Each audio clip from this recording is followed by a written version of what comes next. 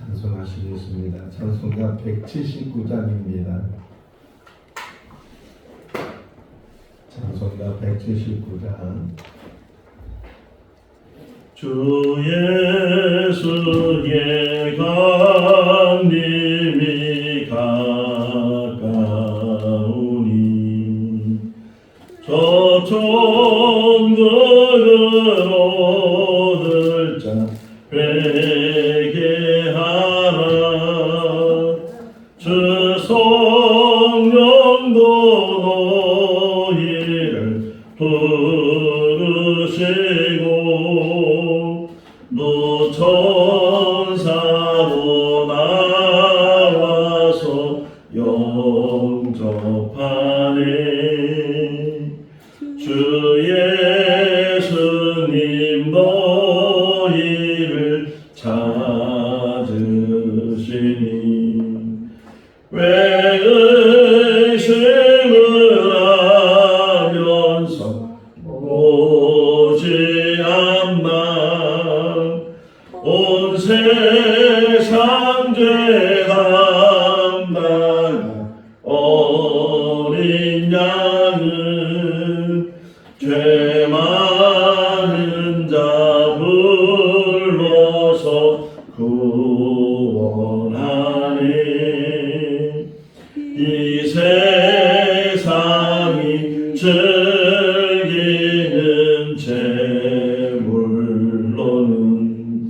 내 근심과 고초를 넘겨나니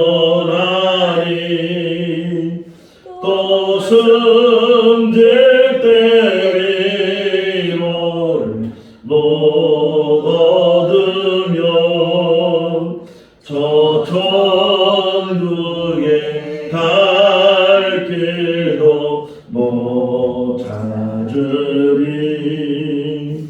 내 아버지 주시는 생명 양식 다행을 먹고서 영생하라. 고능심을 버리고 주께 오면 그 한없는 자비를 힘입으리. 로마서 12장 1절에서 8절 말씀 보시겠습니다. 로마서 12장 1절에서 8절 말씀. 그러므로 형제들아 내가 하나님의 모든 자비하심으로 너희를 권하노니 너희 몸을 하나님이 기뻐하시는 거룩한 산 제사라 드리라. 이는 너희가 드릴 영적 예배니라. 너희는 이 세대를 본받지 말고 오직 마음을 새롭게 하고 변화를 받아 하나님의 선하시고 기뻐하시고 온전하신 뜻이 무엇인지 분별하도록 하라. 내게 주신 은혜로 말미암아 너희 각 사람에게 말하노니 마땅히 생각할 그 이상의 생각을 품지 말고 오직 하나님께서 각 사람에게 나누어 주신 믿음의 분량대로 지혜롭게 생각하라. 우리가 한 몸에 많은 지체를 가졌으나 모든 지체가 같은 기능을 가진 것이 아니니 이와 같이 우리 많은 사람이 그리스도 안에서 한 몸이 되어 서로 지체가 되었느니라. 우리에게 주신 은혜대로 받은 은사가 각각 다르니 혹 예언이면 믿음의 분수대로 혹 섬기는 일이면 섬기는 일로, 혹 가르치는 자면 가르치는 일로, 혹 위로하는 자면 위로하는 일로, 구제하는 자는 성실함으로, 다스리는 자는 부지런함으로, 공유를 베푸는 자는 즐거움으로 할 것이니라. 아멘. 할렐루야. 아멘. 사진을 찍기를 좋아하는 사람이 이제 사진을 찍을 때마다 좋은 사진이 나올까요? 많은 사진을 찍는 중에 그 중에 좋은 사진이 있을까요?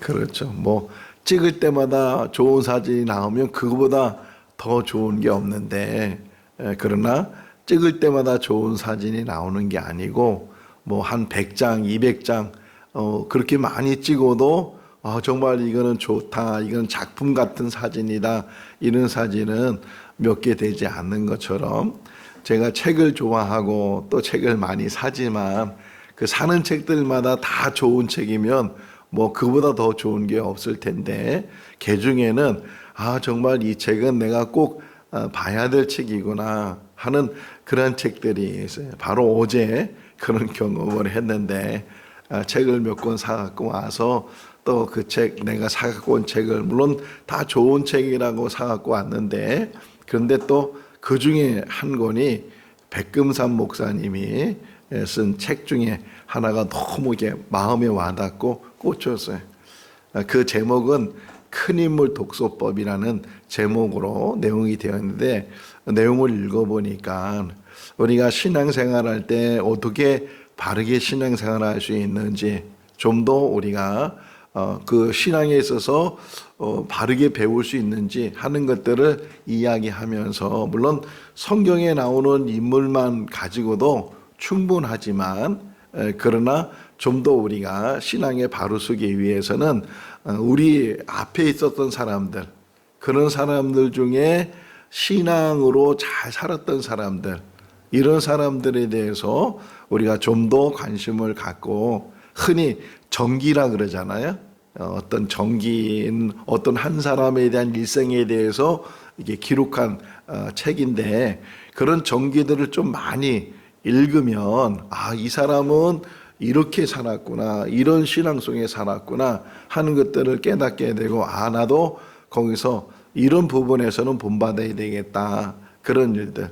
근데 대부분의 사람들을 이렇게, 그분이 백금산 목사님이 책을 읽으면서 또 그 책을 기록하면서 깨달은 것이 뭐냐면, 그 어떤 사람도 독불장군이 없다는 거예요. 혼자 잘나가지고서 혼자 신앙생활 잘하는 사람이 없이, 그 앞서 있었던 사람들이 좋은 영향력을 줘서, 그래서 우리가 음악하면 제일 먼저 떠오르는 사람이 누구예요? 베토벤, 또 모차르트, 뭐 여러 사람들이 떠오를 텐데, 모차르트 같은 경우는 정말 천재라 그러잖아요. 신동이라 그러잖아요. 뭐 5살, 6살 때부터 작곡을 하기도 하고. 그런데 그 어제 읽은 책 중에서 모차르트가 물론 신동이고 특별한 어떤 음악적인 재능을 가지고 있었지만, 그 역시도 모방 속에 창조가 있다고, 누군가의 작곡들, 누군가의 음악들을 들었기 때문에 또 그런 것들을 이제 이해하면서 자기 나름대로 곡을 써가게 됐다 하는 것처럼, 우리 신앙도 마찬가지. 누군가가 모델이 돼서, 그 모델이 되는 새, 우리 교회 안에서도 모델을 찾을 수 있지만, 할 수만 있다면, 그래서 그분이 강조한 게 뭐였냐면, 좀 정기를 읽었으면 좋겠다. 정기. 우리가 옛날에 어릴 때 학교 다닐 때 위인전기라고 해서 한국 위인들 또는 세계 위인들, 이런 전기를 혹 한두 권을 읽었을 텐데, 좀 더 이제 신앙 안에서 신앙의 기준을 가지고 그렇게 읽어 나가면, 그러면 이분은 이런 신앙의 모습으로 살았구나 하는 것들을 알게 되면, 우리가 목적이 달라지는 거야. 목표가 달라진다는 게, 우리의 삶의 목표가 그런 게 없으면 막 세상에 성공하는 거, 세상에 부자가 되는 거, 뭐 이런 것만 관심을 갖다 보니까 자꾸만 세상 쪽으로 그 마음이 빼앗기게 되고 그러는데, 그 신앙의 사람들을 대부분 공통점이 뭐냐면, 이 세상에서 영광을 받지 않아도, 이 세상에서 성공하지 않아도 오직 주님만 바라보고 천국 바라보고, 그 어려운 연단과 시험 속에서도, 그 고난 속에서도, 또 대부분 이제 선교사님들 일대기를 보게 되면 자기를 헌신하는 거잖아요. 지금의 선교사님들은 어떻게 생활하는지 우리가 잘 모르지만, 기록이 없으니까. 그러나 예전에 있었던 선교사님들, 저 중국을 가고 아프리카를 가고 저 남미를 가고 저 오지를 가고, 그런 데 가서 또 이 선교사님들이요, 일찍 순교를 해요. 일찍. 그냥 정말 그 복음을 전혀 들어보지 못한 사람, 심지어는 식인종들이 있었다 그랬잖아요. 사람을 잡아먹는 그런 식인종들도 있다고 하는데 그런 데까지 가서 복음을 전하려고 애를 쓰는데 그 복음이 금방 받아들여지게 되고 나 기독교인이 되겠다고 그러면 얼마나 좋겠어요.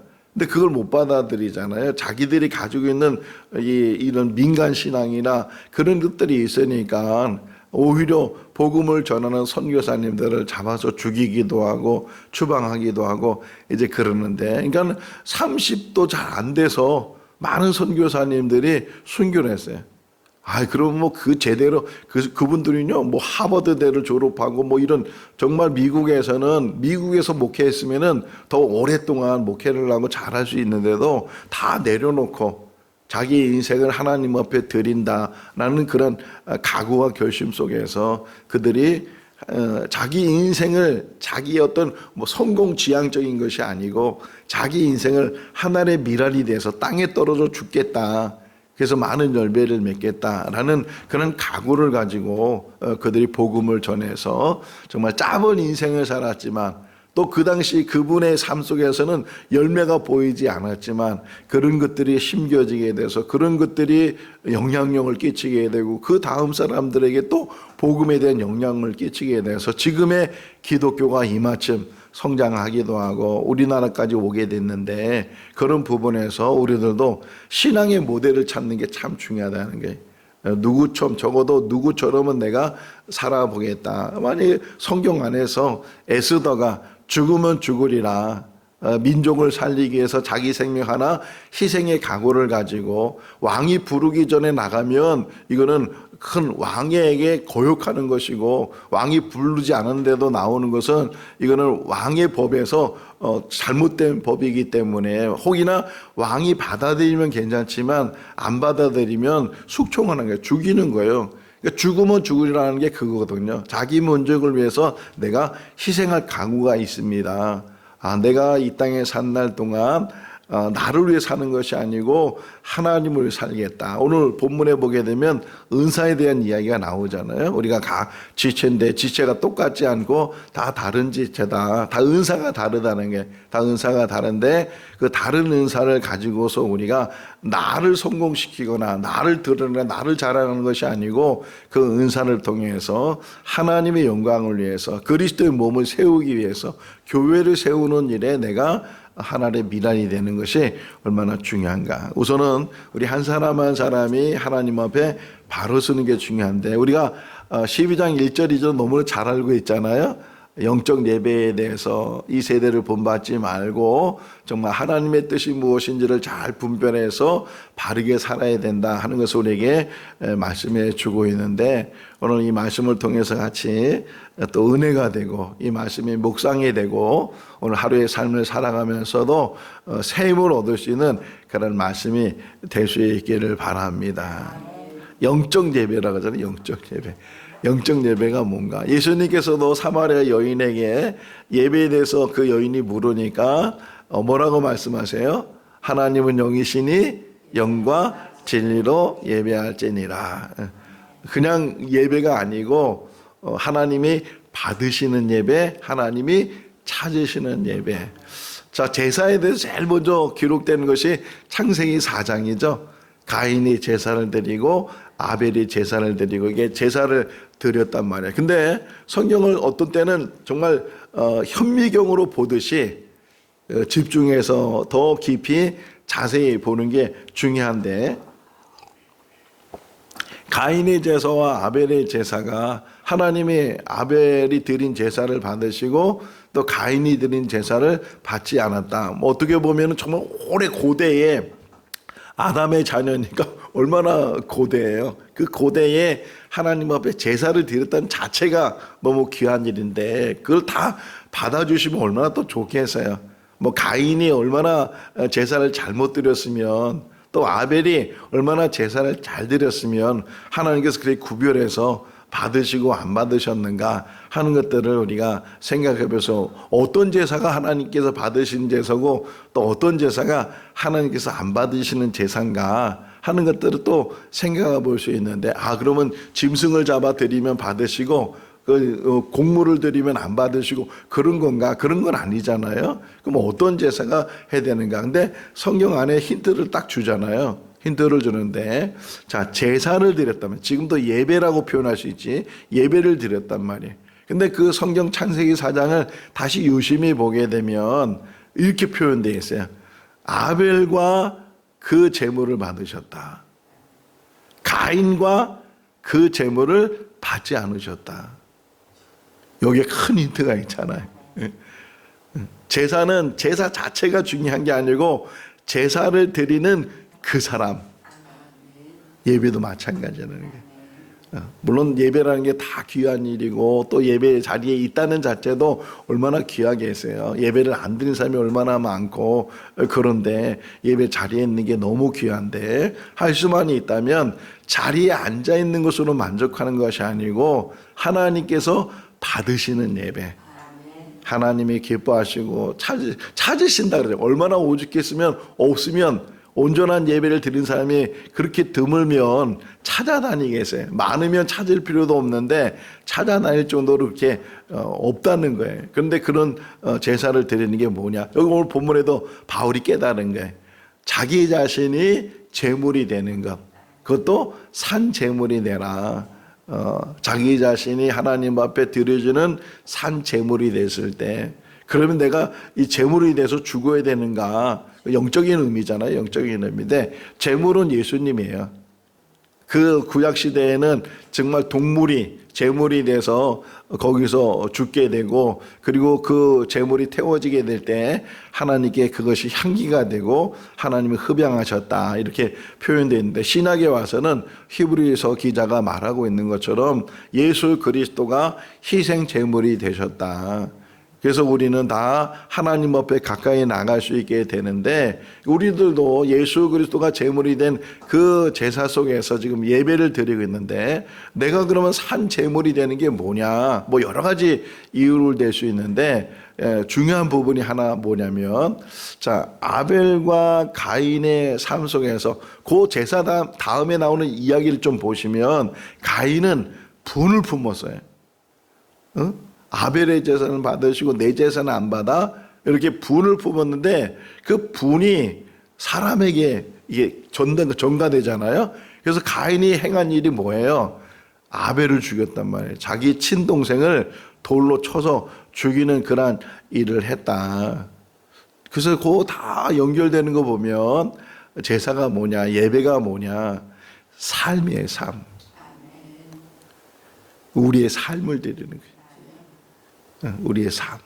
여기 앉아 있는 게 예배가 아니고 삶 자체가 예배가 됐을 때 하나님이 기뻐하시는 삶이 무엇인지, 그래서 2절이 연결되는 거예요. 2절 한번 읽어볼까요? 너희는 이 세대를 본받지 말고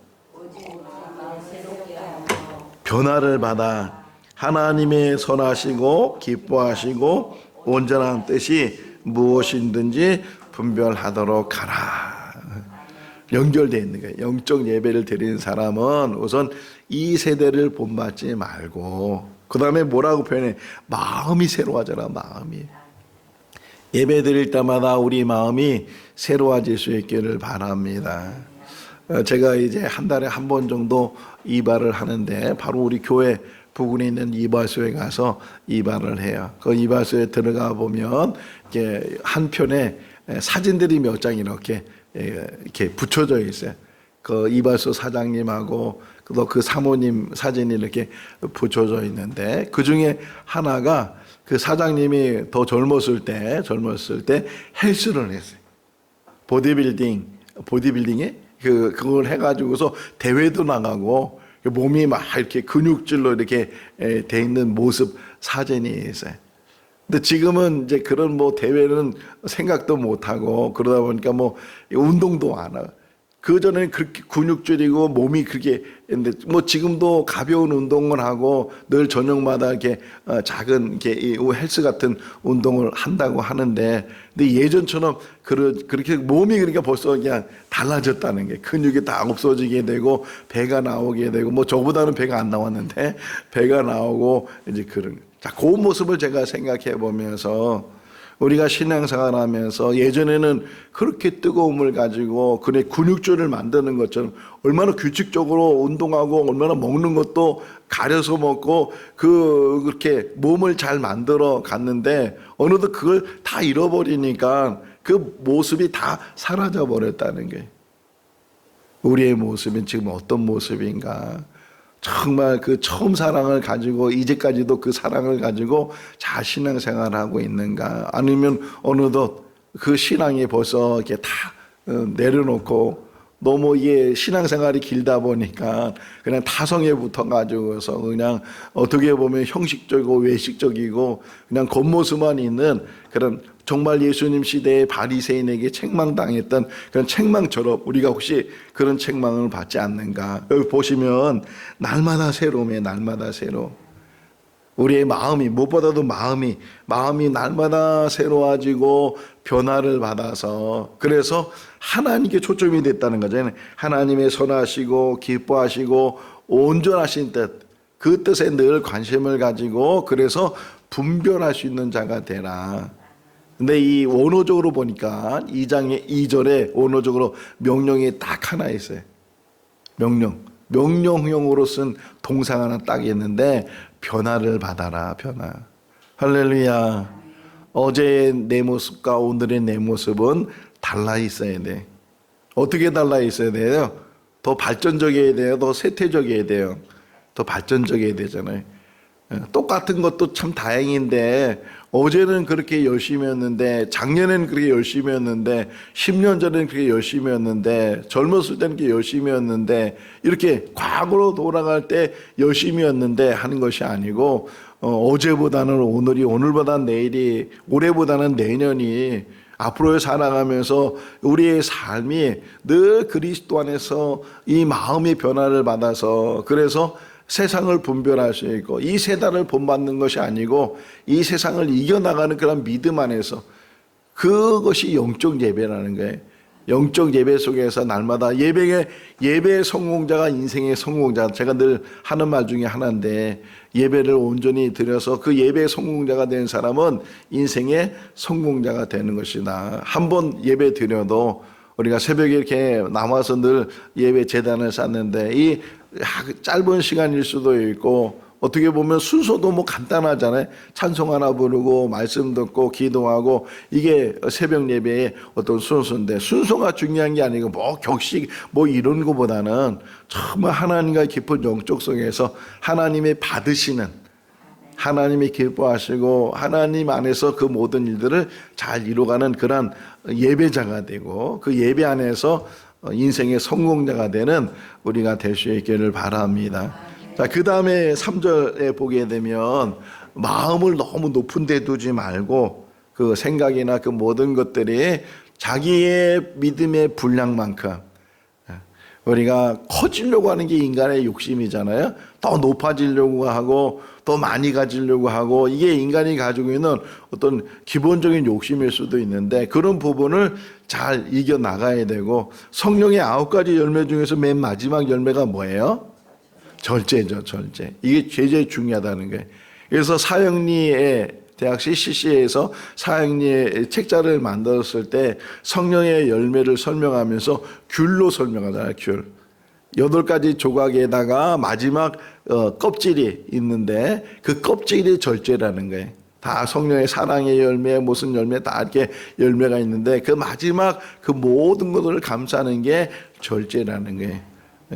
우리 인생 속에서도 마찬가지예요. 다 욕망이 있고 출세하고자 하는 목회에 성공하고자 하는 더 큰 교회를 만들고 또 많은 사람들을 모이고 이게 어떻게 보면 목회자가 가지고 있는 욕망일 수도 있고 또 한번 설교를 하고 나면은 성도들이 우리 목사님 설교 잘한다고, 설교 은혜 받았다고 혹 이런 말에 또 귀가 얇아져 가지고서 내가 정말 설교를 잘하는 사람이라고 이 착각하고 그렇게 사는 그런 인생이 되는 것이 아니고, 항상 내려놓고 항상 온유하고 겸손하고 그 모든 일에 있어서 모든 영광은 하나님께 올려드리고, 그런 삶이 우리 삶이 돼야 된다. 우리 인생 속에서 교회 생활도 마찬가지예요. 교회 생활하면서도 항상 우리가 높은 데 내 마음을 두지 않고 항상 나를 낮출 수 있는 훈련과 겸손의 훈련 속에서 우리의 삶을 살아갈 수 있다면, 그래서 뭐라 그래? 믿음의 분량대로 내 분량이, 혹이나 1달란트 받은 사람이라면